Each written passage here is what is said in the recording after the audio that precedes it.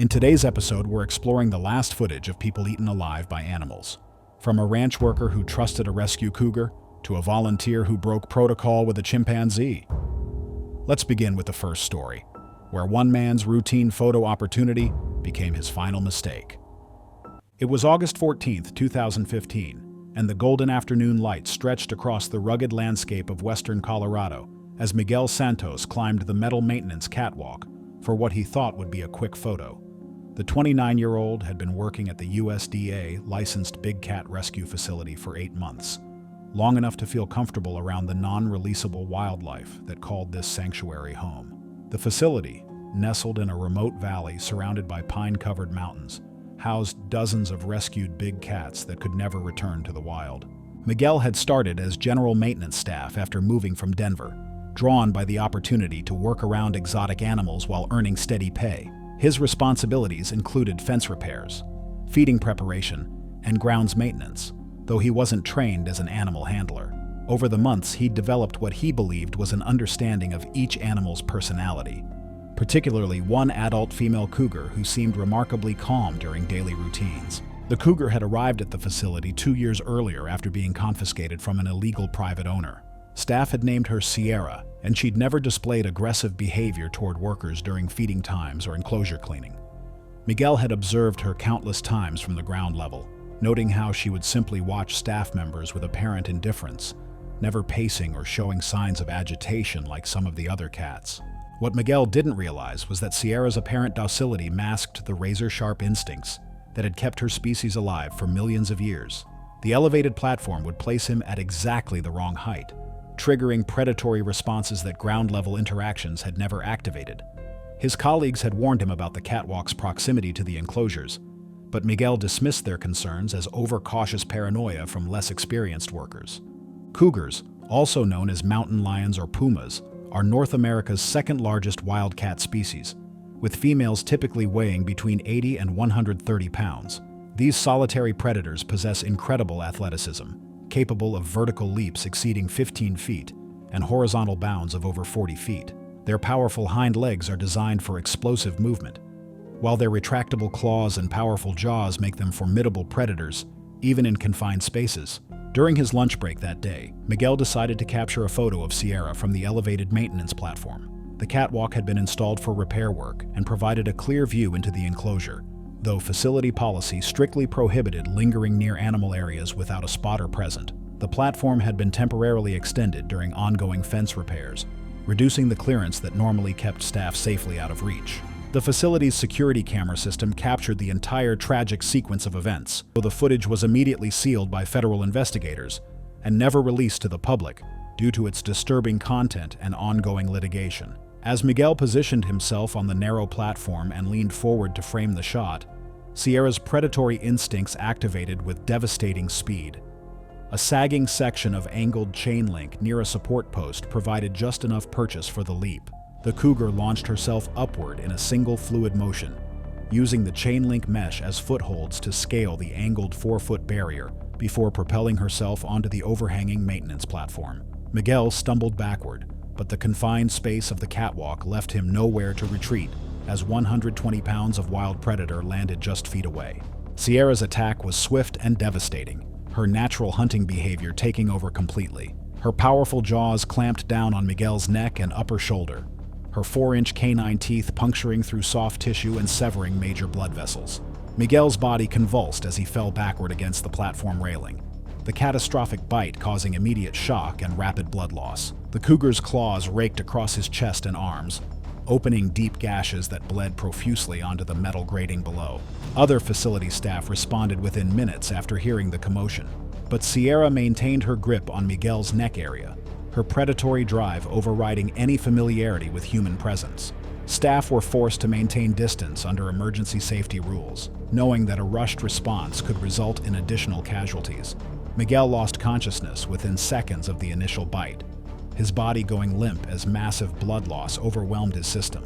Miguel was pronounced dead at the scene from severe neck trauma and catastrophic blood loss. The subsequent federal investigation cited the facility for inadequate access control around elevated platforms and insufficient signage warning about proximity dangers. Sierra was relocated to a more secure enclosure, but wasn't euthanized, as officials determined she had acted on natural instincts when presented with what appeared to be prey behavior. The facility implemented new protocols requiring buddy systems for all maintenance work near animal enclosures. Yet big cats weren't the only predators that could turn deadly when humans ventured too close to their domain. Off the coast of Massachusetts, an experienced fisherman's decision to ignore weather warnings would put him directly in the path of one of the ocean's most feared hunters. It was June 22, 2016, and the gray waters off Cape Cod churned with increasing swells as Derek Hoffman pushed his small charter boat beyond the harbor breakwater, despite mounting storm warnings. The 34-year-old commercial fisherman had operated his vessel in these waters for over a decade, building a reputation among locals for his willingness to work in marginal conditions when other captains stayed in port.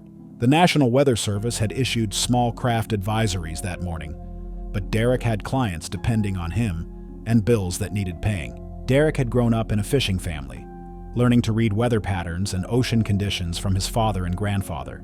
His independent streak had served him well during good years, but recent seasons had been challenging, with increased regulations and competition forcing him to take more risks to maintain his income.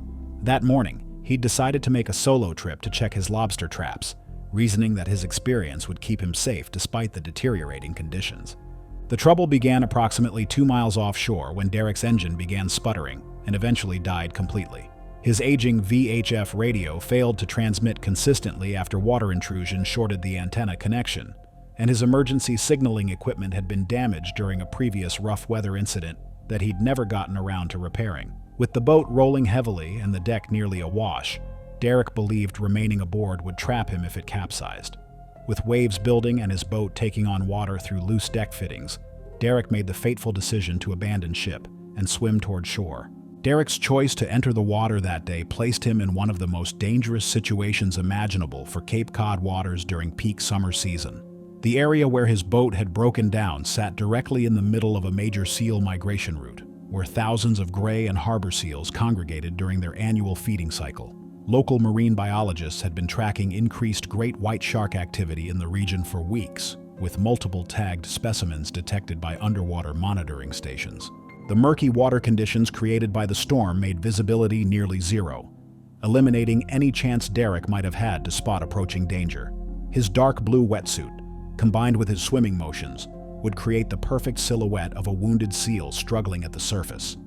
The combination of factors created what marine experts would later describe as a textbook scenario for a predatory encounter. Derek's decision to swim rather than stay with his floating vessel violated every maritime safety protocol for shark-infested waters, but his desperation to reach shore before the storm worsened. Great white sharks are apex predators that can reach lengths of 20 feet and weights exceeding 5,000 pounds. These ancient hunters possess incredible sensory capabilities, able to detect electrical fields generated by living creatures and trace amounts of blood in the water from significant distances under the right conditions. Cape Cod waters during summer months provide ideal hunting grounds for great whites, as the area supports large populations of seals that constitute their primary prey. Derek's swim toward shore took him directly through an area known for high seal activity during summer feeding seasons.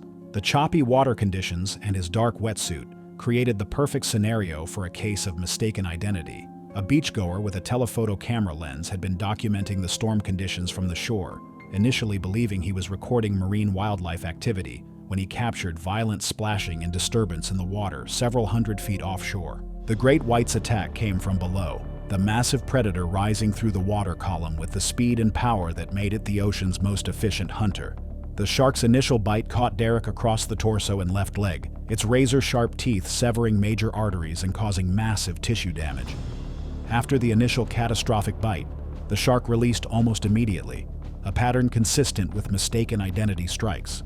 Derek's struggles in the water only intensified his blood loss, as his movements caused the severed arteries to pump more rapidly. The massive trauma and rapid blood loss proved unsurvivable within minutes, leaving Derek's severely injured body floating in the churning surf. Despite the efforts of beach patrol and Coast Guard rescue teams, Derek had lost too much blood to survive the swim to shore. His boat was recovered later that afternoon, partially submerged but still floating due to built-in foam flotation chambers, though the loose deck fittings had allowed significant water intrusion into the cabin area. The incident was classified as a probable shark fatality by state marine authorities based on witness accounts, recovered wetsuit fragments, and extensive blood evidence in the water. The footage was never released to the public due to its graphic nature and out of respect for Derek's family. But ocean predators weren't the only animals that could prove deadly when humans failed to follow established safety protocols. In the wilderness of Montana, a camping enthusiast's decision to ignore food storage regulations would attract the attention of one of North America's most dangerous mothers. It was September 8, 2014, and the crisp mountain air of Glacier National Park carried the scent of pine and approaching autumn. As Rebecca Lynn emerged from her tent to capture the ethereal beauty of dawn breaking over the Continental Divide, the 27-year-old marketing professional from Seattle had been planning this backcountry camping trip for months, eager to experience the pristine wilderness that she'd only seen in photographs. Her boyfriend remained asleep in their tent as Rebecca quietly gathered her camera equipment for what she hoped would be spectacular sunrise photos. Rebecca had done extensive research before the trip, reading park materials and watching online tutorials about backcountry safety. However, her urban background left her without practical experience in bear country, and she'd developed a somewhat casual attitude toward the regulations after 2 uneventful nights in the wilderness. The couple had signed food storage compliance forms upon entering the park, acknowledging their understanding of requirements to store all scented items in bear-resistant containers. Despite these regulations, Rebecca had kept a small bag of trail mix and energy bars inside their tent for convenience during the night. She reasoned that the small amount of food and the tent's enclosed nature would prevent any scent from attracting wildlife. This decision would prove fatal when combined with her choice to leave the tent alone during the early morning hours when bear activity typically peaks. What Rebecca didn't understand was that her seemingly minor violation had created a deadly beacon in the wilderness darkness. The trail mix contained nuts and dried fruits with concentrated scents that, under the right wind and temperature conditions, can travel remarkable distances through the mountain air, particularly during the cool night hours when thermal currents carried odors across vast distance. Section Park wildlife biologists had documented numerous cases where even small amounts of improperly stored food had drawn bears from surrounding feeding areas by persistent food odors carried through the valley overnight. The timing of her emergence from the tent coincided perfectly with the peak foraging period for grizzly bears, preparing for winter hibernation. Her campsite sat directly adjacent to a natural wildlife corridor that bears used regularly during their seasonal movements between feeding areas. Grizzly bears are among North America's most powerful omnivores, with adult females weighing between 200 and 400 pounds and possessing incredible strength and speed. These intelligent animals have an extraordinary sense of smell, capable of detecting food odors over vast distances and remembering productive feeding locations for years. Mother bears with cubs are particularly dangerous, as their protective instincts override all other considerations when they perceive threats to their offspring. An adult female grizzly bear had been drawn to Rebecca's campsite during the night by the scent of food stored inside the tent. The 250-pound animal had been foraging in the area for several hours, investigating various scent trails and gradually working closer to the human presence. When Rebecca emerged from the tent unexpectedly at close range, the bear was already investigating the tent's exterior, drawn by the concentrated food odors. Rebecca's boyfriend had been recording the sunrise on his phone when the attack began, capturing the terrifying encounter in shaky, panicked footage. Despite numerous media requests, the footage has never been released to protect the privacy of the victims' families and to prevent the traumatic content from being exploited. The bear initially reared up on its hind legs, assessing the sudden human presence with a mixture of curiosity and alarm. For several tense seconds, the massive animal stood motionless, its dark eyes fixed on Rebecca as she froze in terror just steps from her tent. The bear's defensive reaction escalated when Rebecca made a sudden movement toward the tent entrance, triggering the animal's protective instincts over what it perceived as its food source. The 250-pound animal charged the short distance to Rebecca's position, striking her with massive paws that delivered bone-crushing force to her chest and shoulders. Rebecca fell backward against the rocky ground as the bear's claws raked across her torso, opening deep wounds that bled profusely onto the forest floor. Rebecca's boyfriend awoke to her screams and could see the bear's massive form through the tent fabric, but terror and the animal's unpredictable movements around the campsite made any attempt to exit seem suicidal. The blow to her upper body and head caused catastrophic trauma, compounded by a crushing bite The explosive attack lasted less than a minute before the bear, satisfied that the threat had been neutralized, retreated into the surrounding wilderness. Park rangers arrived within an hour of the emergency radio call, but Rebecca had succumbed to severe blunt force trauma and blood loss. The investigation revealed clear evidence of improper food storage, with the scented items found inside the tent, confirming the violation of park regulations. The responsible bear was monitored but not euthanized, consistent with park policy when bears are defending territory or reacting to human food storage violations. The video, which showed Rebecca's final moments and the bear's aggressive behavior, was immediately confiscated by park authorities and sealed as evidence. The campsite was temporarily closed, while officials reviewed safety protocols and enhanced educational materials about proper food storage in bear country. However, bears weren't the only animals that could turn deadly when humans found themselves in the wrong place at the wrong time. In the humid climate of Central Florida, a maintenance worker's simple mistake in identification would put him face to face with one of America's most patient predators. It was March 17, 2017, and the afternoon heat shimmered off the concrete surfaces surrounding the elaborate water features of a private exotic animal property in Central Florida as Anthony Rodriguez arrived for what should have been a routine pool maintenance call. The 31-year-old had been working for a third-party maintenance company for 5 years, servicing pools and water systems throughout the region. His assignment that day involved clearing debris from a clogged intake system, a job he'd performed hundreds of times at various properties. Anthony had received minimal information about the property beyond the basic service requirements, and the owner was traveling out of state during the scheduled maintenance visit. No trained animal staff were present to provide guidance or supervision, leaving Anthony to navigate the property's complex layout of pools, ponds, and water features on his own. The property's inadequate signage and lack of physical barriers between decorative and functional water systems created a dangerous situation for unsuspecting service workers. What Anthony didn't realize was that several of the property's water features served dual purposes, functioning as both aesthetic elements and animal enclosures for the owner's collection of exotic reptiles. The particular system he'd been called to service was home to a 12-foot American alligator that had been living in the artificially maintained habitat for over 8 years. Investigators later uncovered multiple prior complaints from contractors who reported seeing large shadows in the water feature, though no formal action had been taken.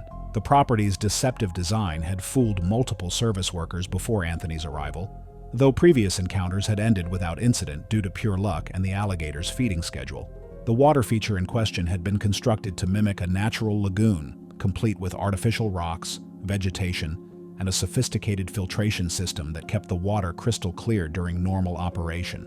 Recent heavy rains had stirred up sediment and debris, creating the murky conditions that would mask the alligator's presence completely. The property owner had received multiple citations from wildlife authorities for inadequate safety measures, but understaffed enforcement agencies struggled to maintain regular oversight of remote facilities.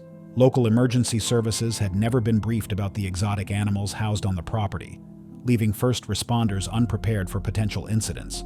The combination of absent supervision, poor signage, and the alligator's perfect camouflage created a deadly trap that Anthony walked into completely unaware.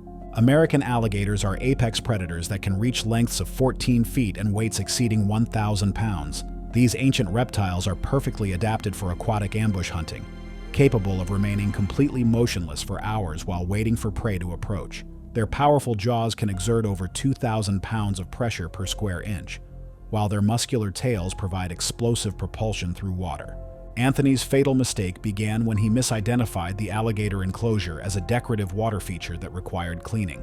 The murky water and artificial landscaping made the habitat appear similar to the ornamental ponds he regularly serviced at other properties. Focused on locating the submerged intake that needed clearing, Anthony waded into the water without realizing that a massive predator lay motionless just beneath the surface. A security camera positioned to monitor the property's perimeter inadvertently captured the entire attack from a distance.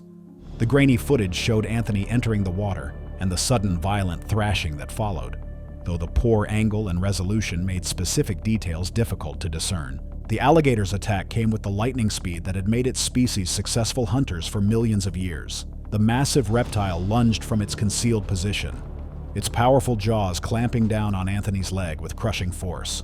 The alligator's natural hunting behavior took over as it began dragging Anthony toward deeper water, using its powerful body to pull him under the surface in an attempt to disorient and drown its prey. Anthony's screams echoed across the property as the alligator maintained its crushing grip on his leg, its massive weight and strength making escape impossible.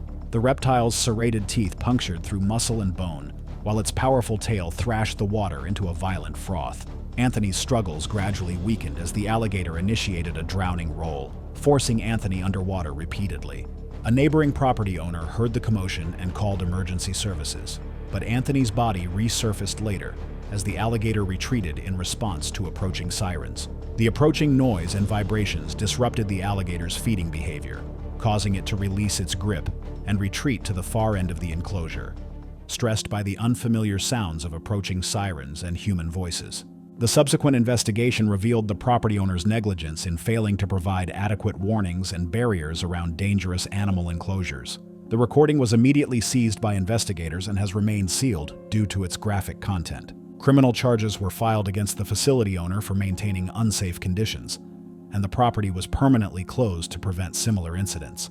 Yet, reptilian predators weren't the only animals that could prove deadly when humans violated established safety boundaries.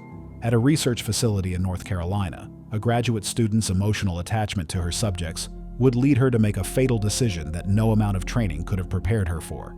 It was November 3rd, 2013, and the fluorescent lights hummed quietly in the corridors of a hybrid academic private primate cognition facility operating under federal oversight as Sarah Mitchell made her way through the after-hours silence toward the animal housing areas. The 25-year-old psychology graduate student had been volunteering at the facility for 6 months, assisting with behavioral research projects while completing her thesis on primate cognition. Her academic supervisor had praised her dedication and natural rapport with the research subjects, particularly her work with one adult male chimpanzee. Sarah had completed all required safety training and understood the protocols governing volunteer access to different areas of the facility. However, she wasn't authorized to enter animal transfer zones without direct supervision from trained staff members. Her emotional investment in the research and her belief that she understood the individual animals' personalities had gradually led her to bend minor rules, always without incident until that fatal evening. The chimpanzee that had captured Sarah's attention was a 15-year-old male named Caesar, who had been part of cognitive research studies for over a decade. Sarah had spent countless hours observing Caesar's problem-solving abilities and had developed what she believed was a special connection with the intelligent primate. Staff members had noticed her tendency to anthropomorphize the animal's behaviors, but her academic performance had remained strong enough to avoid intervention. Sarah's decision to enter the restricted area that night stemmed from her discovery of unusual behavior patterns in Caesar's recent test results. She had noticed changes in his problem-solving approaches that she wanted to document for her thesis, believing after-hours observation might reveal insights unavailable during regular research periods. The incident occurred during a transitional period following funding restructuring, when multiple safety systems were operating under temporary exemptions. 2 corridor cameras were offline due to delayed repairs, leaving the transfer area unmonitored. Recent budget cuts had also delayed critical maintenance on the facility's automated alarm systems, leaving several zones without proper motion detection or emergency lockdown capabilities. Chimpanzees are humanity's closest living relatives, sharing over 98% of our DNA, but they possess physical strength that far exceeds human capabilities. Adult male chimps can weigh up to 150 pounds and are approximately 5 times stronger than humans of similar size. These highly intelligent primates live in complex social hierarchies maintained through displays of dominance and aggression. Sarah used a borrowed access card issued for maintenance staff earlier that day. Sarah's fatal decision came when she entered a transition corridor used to move animals between enclosures, believing that Caesar was secured in his primary housing area. The facility's security protocols required multiple staff members to verify animal locations before anyone entered transfer zones, but Sarah had observed the routines enough times to feel confident about the procedures. What she didn't know was that a malfunctioning electronic lock system had failed to properly secure Caesar's secondary containment area, and the intelligent primate had learned to manipulate the backup manual latch mechanism during previous transfers. The encounter between Sarah and Caesar occurred in the confined space of the transfer corridor, where the chimpanzee's territorial instincts were heightened by the unfamiliar human presence in his domain. Caesar's reaction was immediate and violent, his natural dominance behaviors taking over as he perceived Sarah as an intruder who needed to be eliminated. A functioning security camera in an adjacent corridor captured audio of the attack, though the visual angle only showed shadows and movement through the transfer area's reinforced glass panels. The disturbing recording documented Sarah's final moments and Caesar's aggressive vocalizations. Caesar's attack was swift and catastrophic, his powerful hands and teeth inflicting massive trauma to Sarah's head, neck, and torso within seconds. The confined space of the corridor prevented any possibility of escape, while Caesar's strength allowed him to deliver repeated, forceful blows to vulnerable areas. The assault was over in seconds before Caesar's aggressive drive was satisfied, and he retreated to another section of the facility, leaving Sarah unresponsive in the corridor. Sarah's body was discovered the following morning during routine facility checks, with security footage later revealing the sequence of events that had led to the fatal encounter. Caesar was immediately sedated and relocated to a maximum security enclosure, though he wasn't euthanized due to his value as a research subject and the determination that Sarah had violated safety protocols by entering restricted areas. The recording has never been released due to its traumatic content and the sensitive nature of the research being conducted. The incident prompted comprehensive reviews of volunteer access policies and enhanced security measures throughout the facility. Thanks for watching. Click the next video for the next stories.